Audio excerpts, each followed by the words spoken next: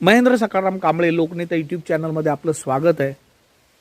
विजयश्री Betkar madam ह्या वंचितमधून जिल्हा परिषद गटामधून उमेदवार आहेत, तर तुम्ही सर्व समाजाला कशा पद्धतीने त्यांना मदत करण्याचं आवाहन करणार आहात? सर्वांना मैत्रीपूर्वक जय भीम, जय शिवराय, जय भीमराय। माझं नाव महेंद्र सकाराम कांबळे, गाव भोवडे।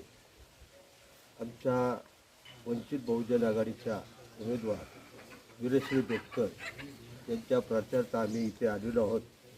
आणि खरोखर त्या जाधव गुरुजींच्या कन्या आहेत। जसे जाधव गुरुजी समाजासाठी वेळ देणारे होते, व समाजासाठीची तळमळ होती, पण ते कोणते समाज बघत नव्हते। ते बौद्ध समाज असेल किंवा इतर समाज असेल, सर्व जे कोण त्यांच्याकडे जात होते, त्यांच्या काही अडीअडचणी घेऊन कोणत्याही असतील अडचणी, म्हणजे ऑफिशियली असतील, अन्य काही अडचणी असतील त्या घेऊन जात होते आणि त्यांच्या परीने ते त्यांचं ते काम करत होते। आणि तशाच त्यांच्या ज्या चिरंजीविका आहेत विजयश्री बेटकर, की खरोखर त्याही तळमळतेने काम करतायत आणि त्या करणारच आहेत त्यापुढे।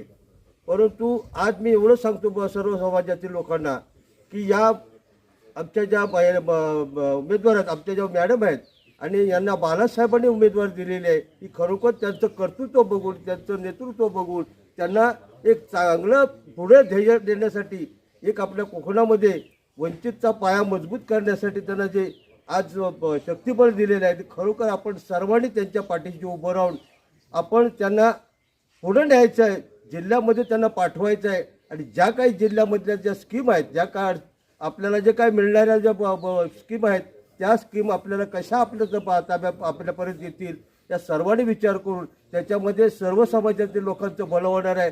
त्या फक्त काय बौद्धांचंच काम करणार नाही आहे, जे लोक येतील त्यांच्याकडे जे लोक येतील त्यांचं सर्वांचं काम करून देतील, त्यांच्या परीने जेवढं काही त्यांचं काम करून देतील असा मी विश्वास देतो। आणि खरोखर आम्ही सर्वांनी त्यांना येत्या 7 तारखेला बहुमताने विजयी करायचं आहे। आणि त्यांची निशाणी गॅस सिलेंडर आहे, गॅस सिलेंडर समोरचं बटन दाबून त्यांचा विजय नक्की करायचा आहे। त्यांचं नाव पण विजयश्री आहे। मी इथेच थांबतो। जय भीम, नमो बुद्धाय, जय संविधान।